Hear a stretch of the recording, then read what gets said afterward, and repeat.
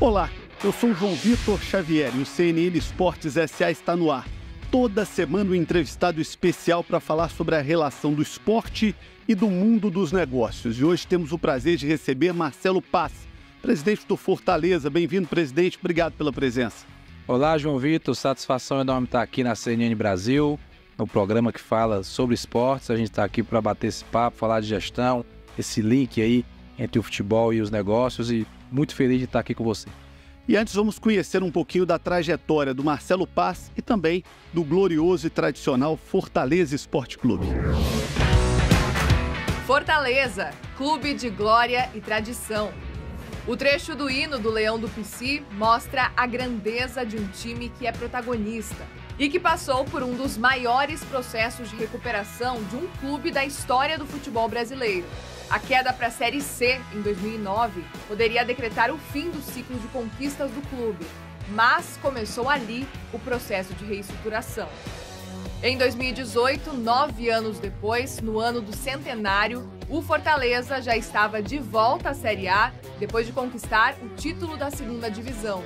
Esse processo de mudanças positivas ganhou mais força um ano antes, em novembro de 2017, depois da chegada de Marcelo Paz à presidência do clube. Podemos dizer que existe um tricolor de aço antes e outro depois do início da gestão de Paz.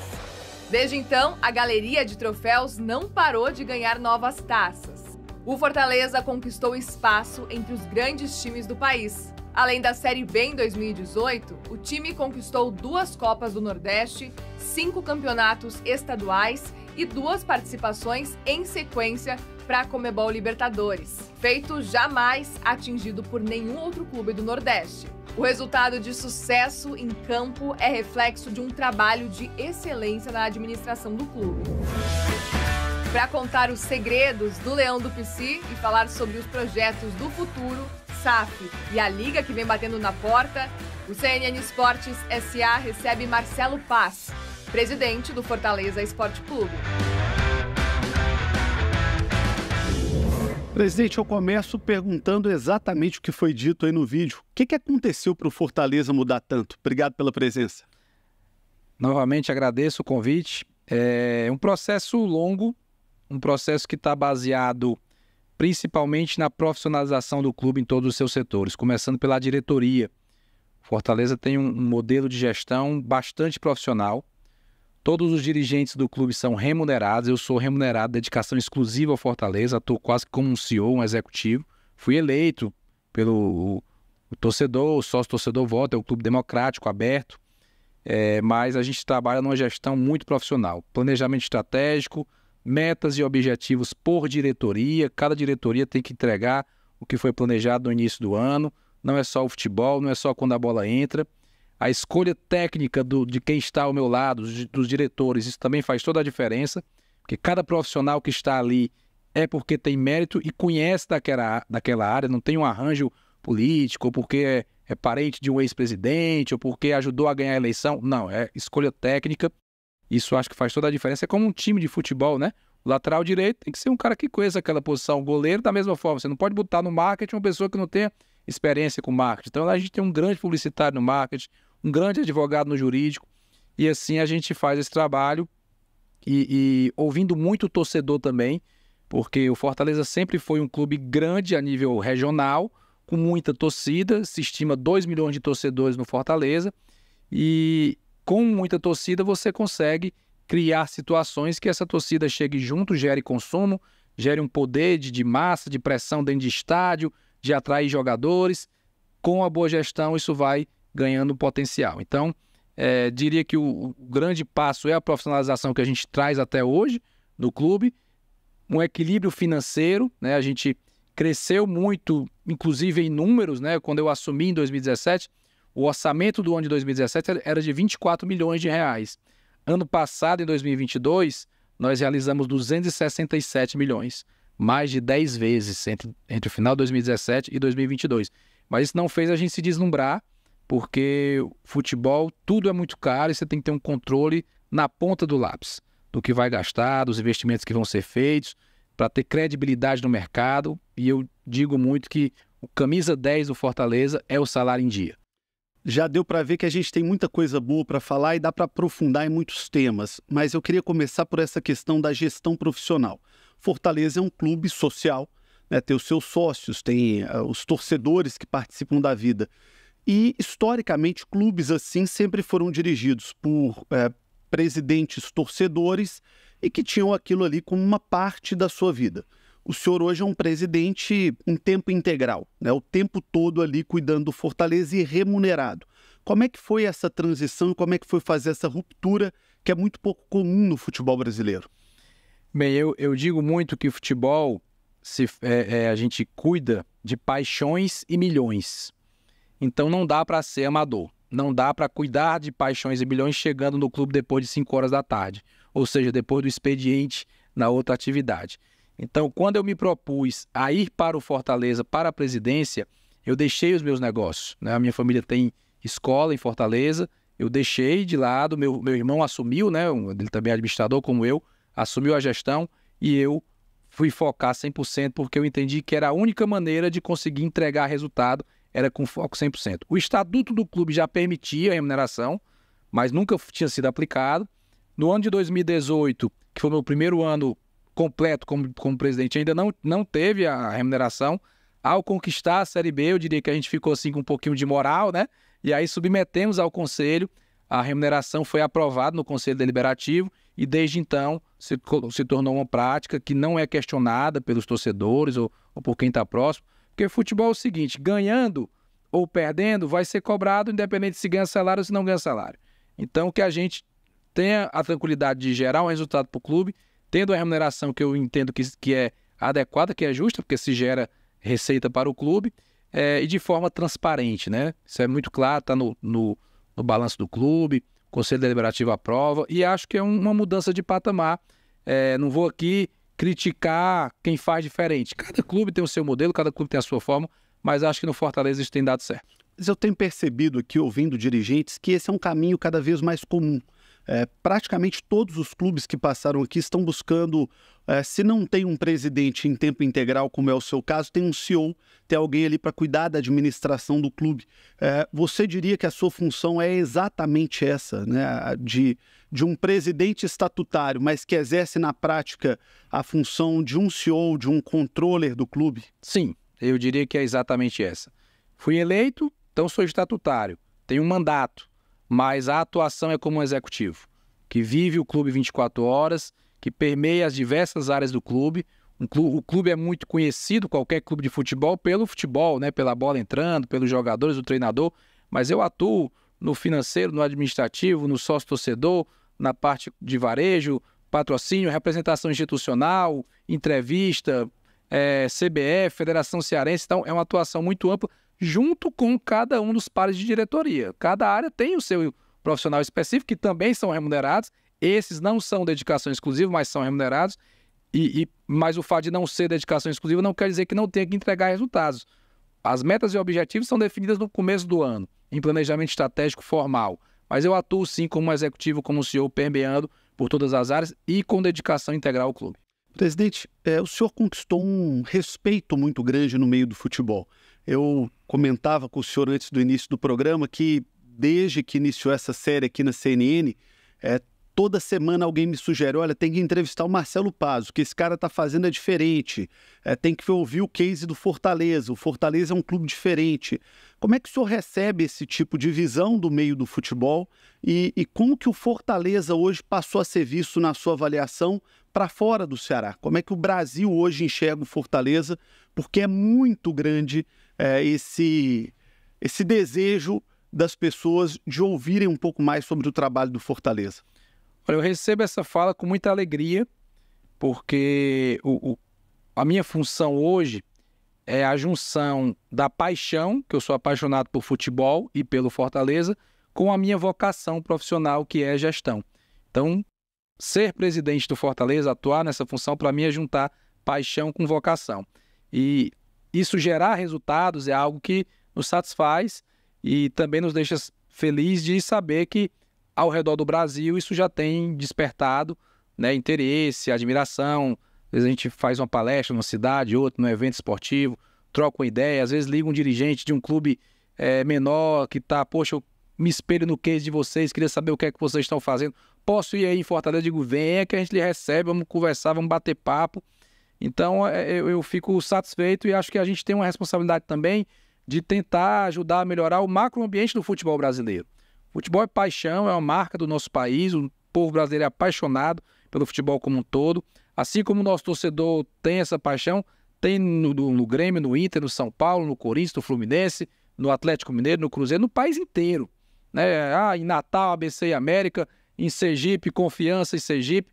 É a paixão intrínseca do torcedor. No futebol amador, na várzea, o cara tem essa paixão. Demais. O futebol, ele mexe com as pessoas de tal forma, e acho que isso também gera um impacto para os clubes, da responsabilidade social dos clubes, porque tudo que um clube faz ou deixa de fazer tem impacto, principalmente os clubes de massa. Então, a gente lidar com isso tem um peso, e eu acho que a gente pode contribuir para o macroambiente do futebol brasileiro, porque o futebol, ele vai além da questão esportiva. Hoje, futebol é uma atividade econômica impactante. Quando um clube vai para uma Série A, um clube de uma cidade, por exemplo, em Fortaleza, né? Tivemos durante os últimos 4 anos os 2 na Série A, Fortaleza e Ceará. Isso gerava um impacto financeiro muito grande para o estado. Receitas que iam para lá, grandes jogos. Eu digo muito o seguinte, o maior produtor de espetáculos do estado do Ceará é o Fortaleza. Porque ano passado nós levamos 1 milhão de pessoas para o estádio. Qual é o cantor que leva 1 milhão de pessoas ao longo do ano? Não tem, ninguém faz isso. Então, E as pessoas se esquecem que nisso está envolvido ali o cara que vende churrasquinho na porta do estádio, o cara que pega um bico no final de semana para ser bilheteiro, o que está trabalhando na segurança, a pessoa que trabalha na lavanderia do clube que vai lavar a roupa do jogador. A gente muitas vezes pensa o futebol como o salário milionário do jogador, mas a gente esquece de uma cadeia muito grande de receitas que está em torno disso, né? E o turismo. Todo jogo atrai gente. Seja a delegação que vai, seja a arbitragem, seja a imprensa, seja o empresário de jogador que vai observar, seja torcedor que viaja. O Fortaleza tem viajado mais, né, até para a América do Sul. Tem gente que aproveita e vai com a família para fazer um turismo e ver o jogo do clube. Então, movimenta a economia. E no Ceará recebe também, né? Porque todo mundo quer ir lá assistir um jogo contra o Fortaleza, contra o Ceará e ainda aproveitar o final de semana. Lá o pessoal chega 3 dias antes e fica um dia a mais. Vai curtir a cidade, leva a família. Então, é uma atividade que tem esse impacto. E a gente tem que encarar também assim, não é só gramado, bola, jogo, tem um impacto social e econômico que eu considero muito importante. Presidente, queria falar de uma coisa prática dessa organização do Fortaleza. Toda vez que o clube vende um jogador, ele detalha todos os passos da negociação. Por quando foi vendido, qual que é a condição de pagamento, o que será feito com aquele dinheiro. Como é que isso funciona na prática no dia a dia do Fortaleza e qual o impacto dessa transparência, dessa abertura para a relação com o torcedor e com o investidor, com o patrocinador do clube? Nós entendemos que transparência gera credibilidade e um clube de futebol, como uma empresa, como uma organização, precisa de credibilidade. O torcedor, ele contribui diretamente para o clube. Inclusive o Fortaleza, a margem de contribuição do torcedor dentro do orçamento é altíssima. Comprando camisa, indo para o estádio, fazendo sócio-torcedor, assinando pacote de streaming. Então ele tem que olhar para a dirigência do clube, ele tem que olhar para a gestão e pensar o seguinte, eu confio que o meu dinheiro está sendo aplicado de maneira correta. Então nada melhor do que a transparência, do que dizer o valor exato, o percentual exato, a forma de pagamento. Por exemplo, a gente vendeu o Moisés agora para o México, né? Foi a maior venda do futebol nordestino. Então nós detalhamos, entrou 3 milhões de dólares na entrada, mais 900 mil dólares em janeiro, mais 900 mil dólares em junho. Aí para crítica, o torcedor, poxa, Moisés era o nosso grande jogador, vai receber uma parte depois, mas faz parte do negócio. Senão as pessoas entram que entrou 4.800 de dólares de uma vez e cadê esse dinheiro, né? Por que não aplicou? Porque não contratou logo outro jogador? Então a transparência e a verdade têm força. Então, e outra coisa, não adianta querer esconder. Hoje, balanço de clube é público. Com 3 meses está publicado.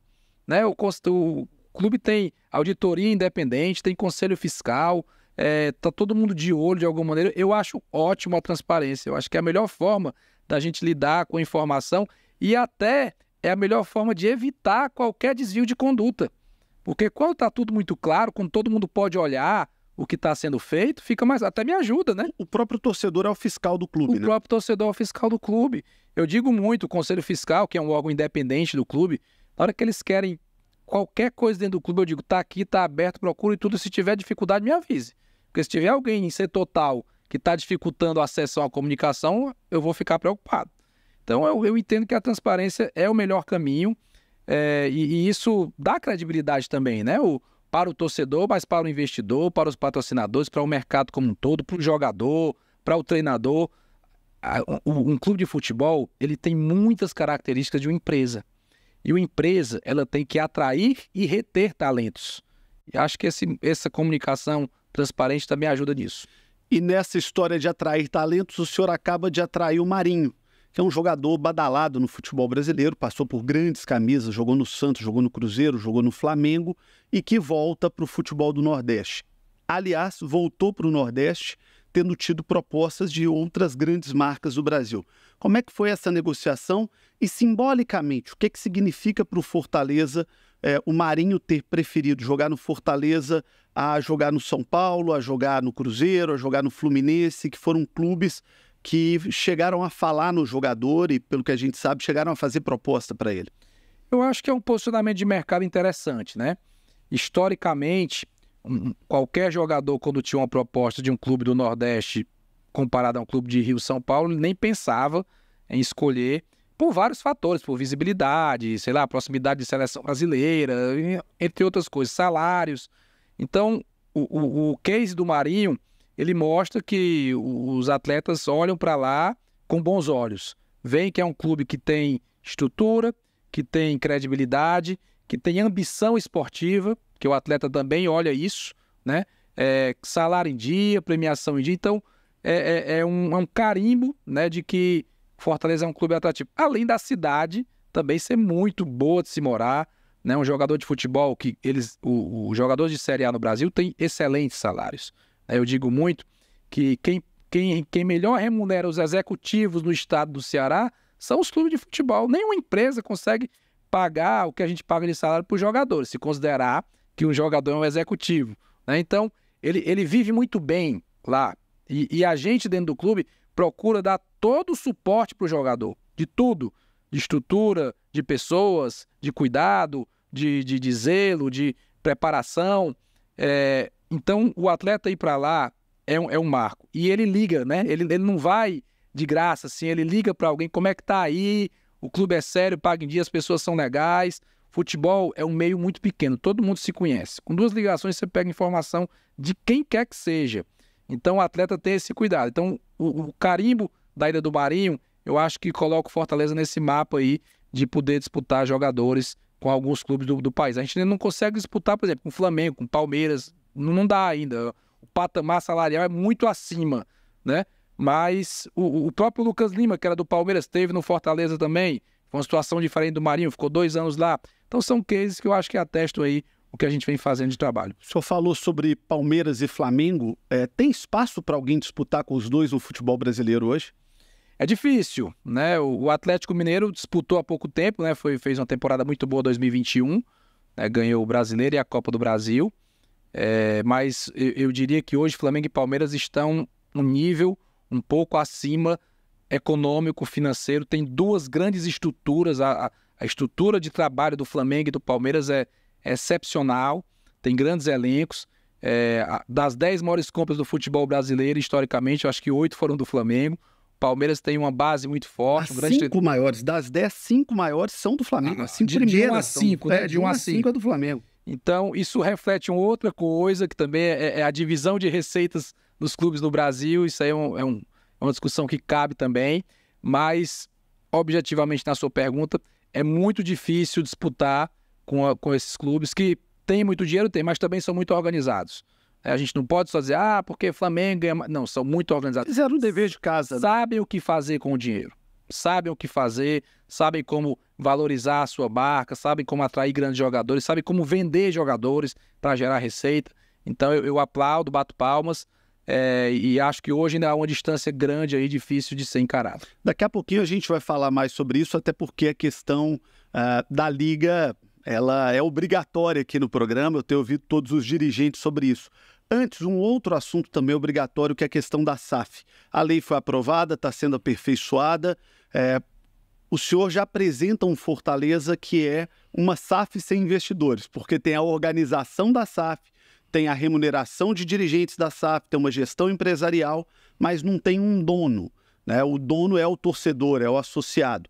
Como é que o Fortaleza vê esse movimento? Qual é o pensamento do Fortaleza sobre isso? É um caminho para o Fortaleza ou não? Bem, primeiro que a nível de legislação, eu acho uma legislação muito boa. A SAF se prova ser uma lei acertada porque os clubes estão usando, né? E se a gente pegar os principais exemplos aqui do Brasil, né? Botafogo, Vasco, Cruzeiro, o próprio Bahia, se tornando SAF, passaram a ter um nível de competitividade muito maior. Eram clubes, com exceção do Bahia, os outros três estavam numa dificuldade grande e a SAF deu esse respiro, né? Porque possibilita investimento externo, melhora práticas de governança. Então, eu vejo a lei como algo muito bom. O Fortaleza não tem intenção de vender controle. Zero intenção de vender controle. Mas o Fortaleza acha que pode sim virar uma SAF. Virar uma SAF com o controle de 100% das ações. Mas será que o investidor coloca dinheiro para não ter o controle? Em especial no futebol, porque hoje Fortaleza tem o Marcelo Paz, mas nem sempre foi assim e talvez não seja no futuro. Como é que vocês vão conseguir resolver essa questão de equity sem trazer uma desconfiança do mercado e do investidor? Nós já tivemos sinalizações muito reais que sim, de que no Fortaleza tem espaço para investimento minoritário, como existe, por exemplo, na Alemanha, né? O Bayern de Munique é um clube que 25% das suas ações são de empresas e os outros 75% ficam no controle do clube. No Chile já tem clube-empresa também, tá no mesmo formato. As legislações dos outros países são um pouco diferentes do Brasil. Por exemplo, na Alemanha não pode passar de 50%. Né? O clube sempre vai ter autonomia maior. No Brasil pode ir até 90%. Mas no caso específico do Fortaleza, nós já tivemos sinalizações reais de quem queira investir num percentual menor. Mas o passo que o Fortaleza quer dar nesse momento é apenas de virar SAF e não vender nada das ações neste momento inicial. Porque virar SAF dá mais liberdade de governança, práticas mais modernas, o modelo associativo ainda restringe algumas coisas, dá acesso ao mercado para investimentos, para algum nível de endividamento responsável. Então, o passo que a gente está visualizando agora é esse, mantendo o controle do clube. Quanto o Fortaleza deve hoje? Qual que é a realidade financeira do clube? Olha, nós viramos o ano com uma dívida de 33 milhões de reais, mas é uma dívida de 33 porque já programa o salário que vai pagar ali na frente, alguma coisa de impostos. Então, o Fortaleza não tem nenhuma dívida trabalhista, zero. O Fortaleza, a dívida tributária está toda no Profut e a dívida civil é mínima. São coisas pequenas que estão sendo discutidas. É um clube praticamente sem endividamento. Deve ser o clube mais saneado da Série A do brasileiro hoje, né? É um dos clubes mais saneados. Ano passado, se eu não me engano, o Atlético Goianiense tinha um saneamento de dívida menor do que o nosso. Mas como o Atlético não está na Série A, acredito que o Fortaleza, na Série A desse ano, seja o clube com menor endividamento. Essa frase que está aqui atrás, ela é de um dirigente do Barcelona da Espanha, escreveu um livro com esse nome muito famoso.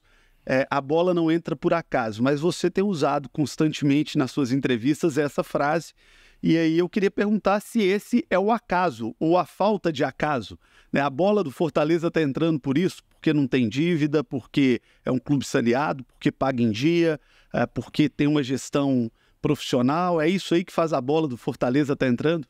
O dirigente que você citou é o Ferran Soriano, eu li o livro dele, e eu me inspiro nesse livro para falar essa frase. Essa frase não é minha, eu gosto muito dela. Mas foi adotada. E ela se aplica ao Fortaleza, E acho que sim, quando a gente busca fazer tudo da maneira correta, ética, sem desvios, cuidando bem das pessoas, cuidando bem das finanças, ouvindo, sendo humilde quando erra, porque a gente erra muito também como dirigente.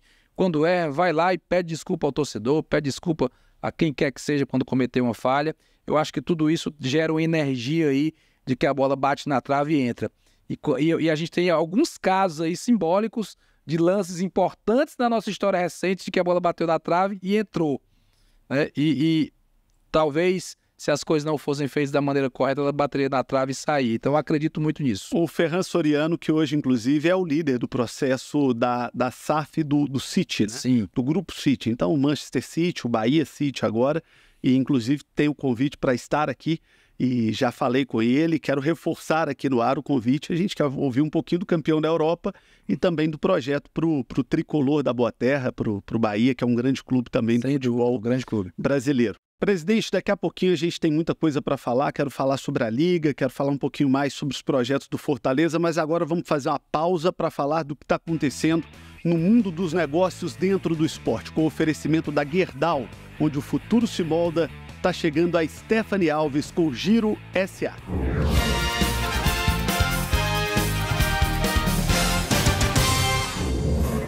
Fala, João, beleza? A gente vai agora com as notícias dos negócios do esporte no Giro Esportes SA.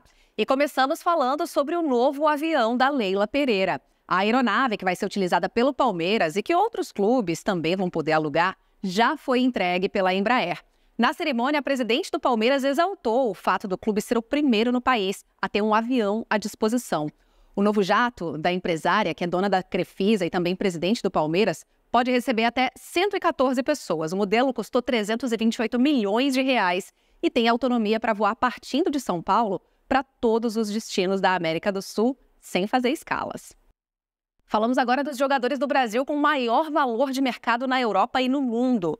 Vinícius Júnior, craque do Real Madrid e também da seleção brasileira, foi considerado o jogador brasileiro mais valioso na Europa.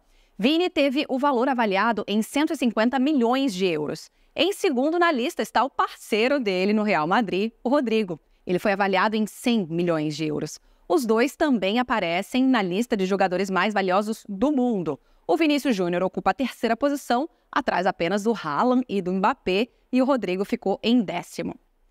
Seguimos falando do Real Madrid. O clube espanhol, ao lado da Adidas, realizou uma live para o lançamento e venda da nova camisa. Foi a primeira vez que um grande clube do futebol mundial realizou esse tipo de evento para apresentar a linha de uniformes. A Live Shopping Real Madrid e Adidas contou com a participação de atletas das equipes masculina e feminina do clube. Os torcedores participaram do evento de maneira gratuita, fazendo apenas um cadastro no aplicativo RM Play. Essas foram as notícias do mundo dos negócios do esporte. Eu volto agora com você daí, João, e a sequência do CNN Esportes SA. Muito obrigado, Stephanie Alves. São os números e as cifras milionárias desse esporte apaixonante. O presidente está com um presente aqui, presidente? Sim, temos um presente aqui para você. A nossa camisa tradição, né? Lindíssima. Tricolor tradicional. Vamos abrir aqui, mostrar a camisa do Fortaleza para o nosso espectador. Muito bem. E tem uma curiosidade, muito obrigado pelo presente, em nome de toda a equipe da CNN, uma curiosidade que é a marca própria, né, presidente? Sim, a gente tem esse case da marca própria, a marca Leão 1918, desde 2016 que a gente passou a adotar esse modelo, em que a gente passou a ter um controle total da produção, da quantidade de camisas produzidas, da quantidade de camisas vendidas, do layout das camisas, passamos a criar modelos diferentes, né, bem focado no torcedor. A gente tem a camisa da Copa do Nordeste, a gente tem a camisa do Outubro Rosa, e ano de Copa do Mundo a gente faz a camisa alusiva à seleção brasileira, uniforme 1, 2 e 3, com o de goleiro. Então tudo isso gerou um movimento. Colado com isso, a gente ampliou o varejo do clube. A gente tinha uma loja, quando eu entrei no final de 2017, tinha uma loja só, que era na nossa sede, e essa loja faturava em torno de 600 a 700 mil reais por mês, por ano. Ao final de 2022, nós estávamos com 14 lojas e faturamos 30 milhões de reais só com as lojas do Fortaleza, era gestão própria.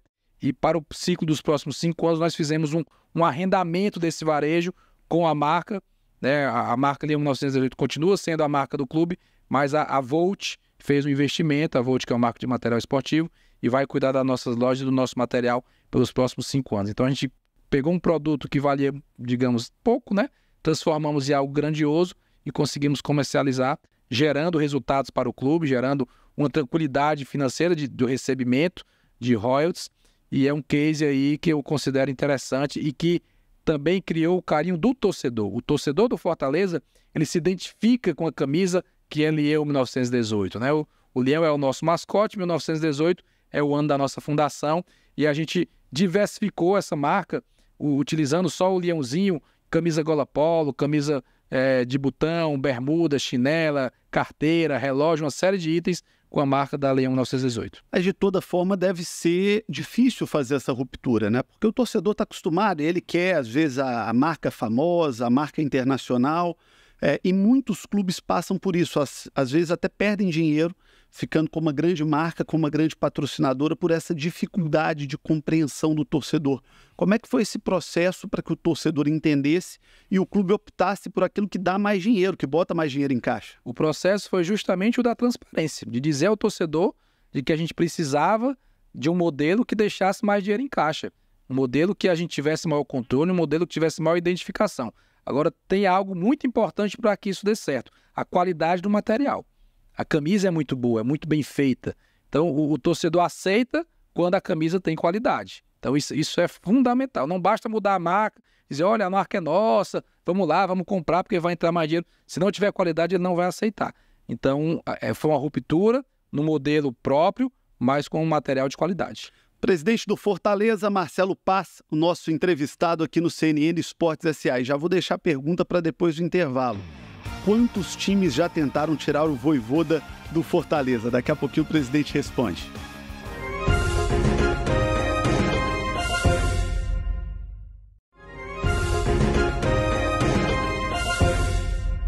Estamos de volta com o CNN Esportes S.A. recebendo o Marcelo Paz, presidente do Fortaleza. Eu deixei a pergunta antes do intervalo. Quantos clubes já tentaram tirar o Vojvoda do Fortaleza? Olha, eu não tenho essa resposta com precisão, porque quando buscam levá-lo, falam direto com ele, né? Fazem abordagem direto a ele ou ao empresário dele. Então, muitas vezes nem chega para mim. E se fala muito de clubes nacionais, mas ele também tem abordagens de fora do país, do México, da própria Argentina. Então, eu não consigo te precisar quantos clubes tentaram isso. Mas seu telefone já tocou com alguém falando, pô, me libera o Vojvoda? Algum presidente já te procurou? Já. Quem que te procurou? Eu vou guardar a informação porque fica muito público. Mas já teve, eu acho isso correto. Quando o presidente liga e diz, olha, eu tenho interesse no seu treinador. Ele vai ficar... Isso aconteceu, vou dizer, o período, certo? Durante a nossa crise ano passado, na Série A, em que a gente ficou 14 rodadas na lanterna do campeonato, 20 na zona de rebaixamento, teve um clube que ia trocar treinador e me liga, rapaz, você vai demitir o seu aí, porque se for eu quero ele. Digo, não vou, deixa ele aqui que a gente vai se recuperar com ele. Presidente, falando de liga, nós falamos no primeiro bloco sobre essa disparidade do futebol brasileiro, a dificuldade de competição. O senhor hoje comemora um orçamento ali na casa de 300 milhões de reais e tem orçamento no Brasil de 1,5 bilhão por ano. A Liga pode ajudar um pouco a equilibrar essa situação do futebol brasileiro? Qual a visão e qual a posição do Fortaleza sobre a criação da Liga? Olha, eu sou totalmente favorável à criação da Liga e quero dizer que todos os dirigentes também são, de Série A e Série B, os 40 clubes que hoje estão na Série A e da B, muitos que estão na C também, acho que todos, mas alguns que estão na C que recentemente estiveram na B são a favor. O que está pegando aí é a forma de divisão dos recursos numa eventual liga. Nós temos um modelo hoje no Brasil de divisão de recursos de direito de transmissão. Olha, aqui é programa falando de negócio, então é fácil explicar, né? É só uma linha que a gente quer mudar, que é a de direito de transmissão. Nas outras linhas de receita, os gigantes continuarão sendo gigantes. Continuarão vendendo muito mais camisa, continuarão faturando muito mais nos seus patrocínios. O seu match day vai gerar muito mais dinheiro do que o do Fortaleza, por exemplo. A venda de jogadores num clube que tem mais peso é um valor maior. Mas tem uma linha que ela precisa ser mais igualitária, que é a transmissão do campeonato. Que o campeonato é para todos. E as grandes ligas do mundo têm uma divisão de recursos mais igualitária. Na Premier League, que hoje é a principal liga do mundo, a diferença entre quem mais ganha e quem menos ganha é de 1,6. Na La Liga da Espanha é de 3,5. No Brasil é quase 7. 7 significa 700%. Ganha 700% a mais do que o que menos ganha. Então isso não gera competitividade. E o futebol brasileiro precisa ser comercializado no mundo inteiro. É falsa a ideia de que o futebol brasileiro é conhecido no mundo inteiro. Não é. Quem é conhecido no mundo inteiro é a camisa amarela. É a seleção. É a seleção, é o Neymar, é o Alisson, é o Vinícius Júnior. Os grandes atletas são conhecidos no mundo inteiro, mas as marcas não são. Se você for para botar o símbolo do Fortaleza, do Flamengo e do Atlético Paranaense em Hong Kong, o cara não vai nem saber o que é aquilo ali. Ou no Canadá. Mas se você botar o Manchester City, o Barcelona e o Paris Saint-Germain, eles conhecem. porque esses campeonatos passam para o mundo inteiro. E passam para o mundo inteiro, principalmente o inglês e o espanhol, porque tem um equilíbrio maior. O campeonato inglês, os times médios conseguem comprar grandes jogadores. O Nottingham Forest veio aqui, tirou o Gustavo Scarpa, que foi o melhor jogador do Brasil, e levou o Danilo também. O Betis da Espanha comprou o Luiz Henrique do Fluminense, que era no talento. Lá atrás comprou o Denilson. Maior compra do futebol brasileiro à época, né? Então, essa força dos clubes médios faz com que o campeonato seja mais disputado e o consumidor que está espalhado pelo mundo, o torcedor que está espalhado pelo mundo, ele quer assistir um campeonato de alto nível. Ele não quer um campeonato que já sabe que o 2 ou 3 tem chance de ganhar. Aí eu pego a NBA como parâmetro. Quem diria que o Denver Nuggets ia ganhar? Ninguém jamais achava, mas lá tem um craque, né? Que ele conseguiu levar e manter aquele craque. Como tem um craque no Boston Celtics, como tem no Philadelphia. Então, o mundo inteiro quer assistir essa competição. E como tem um modelo que, aliás, privilegia quem foi pior na temporada passada. A NBA privilegia quem está pior. Para buscar sempre equilibrar, né? Porque é o equilíbrio que gera a atratividade do consumidor. Então, a gente não pode prorrogar o desequilíbrio. Então, essa é a nossa disputa respeitosa. Os dirigentes se respeitam, se falam, atendem um ao outro com gentileza quando vai jogar contra, mas há ali ainda uma disputazinha normal, que já diminuiu muito, né? Já se aproximou muito os dois grupos. Espero que em breve a gente possa estar num bloco maior de 40 clubes e fazer a Liga. A Liga vai sair, presidente? O senhor é otimista quanto a isso? Eu espero que sim, e eu trabalho para isso. Eu trabalho para tentar unificar. A gente faz reuniões dos dois blocos, eu sempre estou presente nas reuniões. O pessoal da Libra, que é o grupo oposto ao nosso, né, gosta da nossa interlocução para tentar achar o caminho. A gente está falando de 50 anos do futebol brasileiro para frente. É isso que está sendo negociado. Então, tem que ser feito realmente com muito zelo, com muito cuidado. Cada vírgula importa, cada percentualzinho a mais ou a menos importa quando se fala de um longo período. Então, aí está a discussão, mas a gente está tentando achar esse caminho. Eu já recebi o presidente do Inter, do São Paulo, do Atlético, do Palmeiras, todo mundo otimista com a Liga. Por que ela não sai? O que está faltando? Qual é essa vírgulazinha aí que está faltando? Quando é um grande negócio, e é um grande negócio, porque está impactando o futebol, as grandes marcas do futebol brasileiro, que é o principal esporte do país, que é um grande produto de entretenimento, tanto presencial como para a televisão. Sabe disso, que os jogos transmitidos geram audiência enorme, patrocinadores. Quando chega no afunilamento, é natural que tenha uma disputazinha a mais ali, é natural que queira puxar algo, é natural que às vezes, isso eu não acho correto, mas que um grupo tente descredibilizar o outro. O investidor lá não tem dinheiro, os direitos não valem tanto. Eu não concordo muito com essa linha. Eu acho que o jogo tem que ser limpo, fair play, né? Mas existe esse tipo de disputa ali porque é algo realmente grandioso. Mas entendo eu que a gente tem que ter a maturidade, e quando eu digo a gente, nós dirigentes, a maturidade e a sabedoria de dar esse passo a mais e não deixar na mesa, né, uma situação que pode ser boa para todo mundo. Ô, presidente, o time do Fortaleza é um time extremamente organizado, é um clube que acabou virando modelo, mas que vem de uma região que tem dificuldades em disputar economicamente. O futebol do Nordeste, historicamente, é um futebol mais pobre do que, por exemplo, o futebol de São Paulo, o futebol do Rio, com o Flamengo. Dá para reequilibrar essa situação? Dá para acreditar em médio prazo, com liga, com SAFs, com organização, que é o caso do Fortaleza, em reequilibrar esse tipo de conta? Ou é impossível acreditar num futebol nordestino competindo com um mercado milionário, riquíssimo como o de São Paulo? Eu acho que dá para diminuir as diferenças, né? E acho até que a gente vem diminuindo isso. O Fortaleza hoje é o 7º do ranking de clubes da CBF. Quando eu entrei era 42. Hoje nós somos os 7º. Furamos uma bolha, né? Porque a bolha era de 12, os 12 maiores clubes do Brasil, os 4 de São Paulo, os 4 do Rio, os 2 de Minas, os 2 de Porto Alegre. Então a gente está, como o Atlético Paranaense está ali também, é o 3º. Então o Atlético Paranaense provou que isso é possível, e eu me espelho muito no case do Atlético. O Bahia já esteve ali próximo também. O Fortaleza agora tem furado essa bolha. Mas estar no protagonismo, na posição 1 ou 2, ainda está distante. Com a criação da Liga, que eu acredito, eu acho que pode diminuir e pode-se ter pontualmente, como o próprio Atlético foi campeão, como o Curitiba foi lá atrás, como o Sport foi também em 87, como o Leicester foi na Inglaterra, conseguiu um título na Premier League onde ninguém imaginava. Acho que a gente pode sonhar com isso, mas no atual modelo é impossível. No atual modelo de divisão de recursos é impossível a gente pensar num título brasileiro de Série A com uma diferença tão grande de recursos.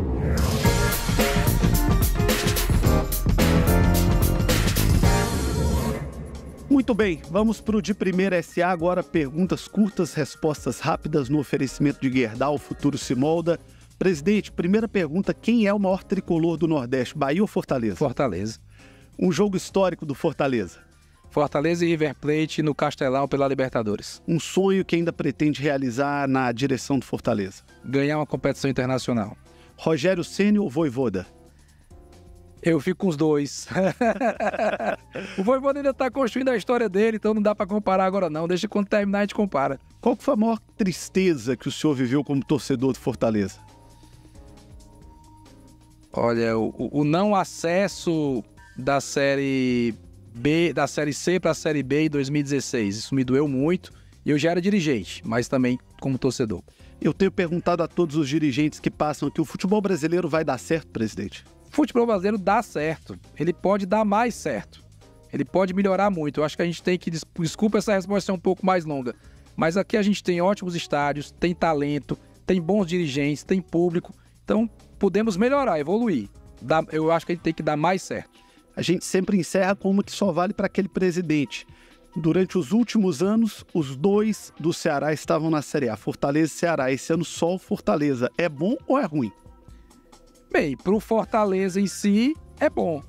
Para o futebol cearense, seria melhor os dois. Presidente, obrigado pela entrevista. Parabéns pelo trabalho que vem fazendo no Fortaleza. E eu quero destacar aqui mais uma vez.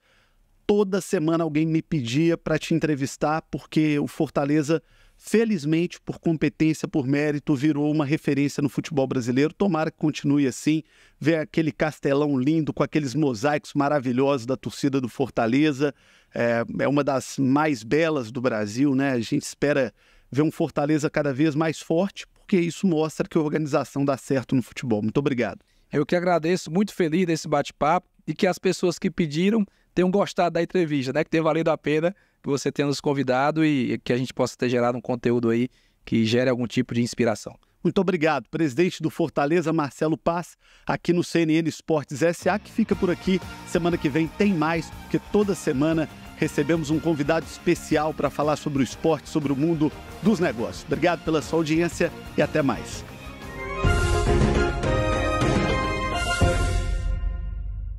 CNN Esportes SA. Apoio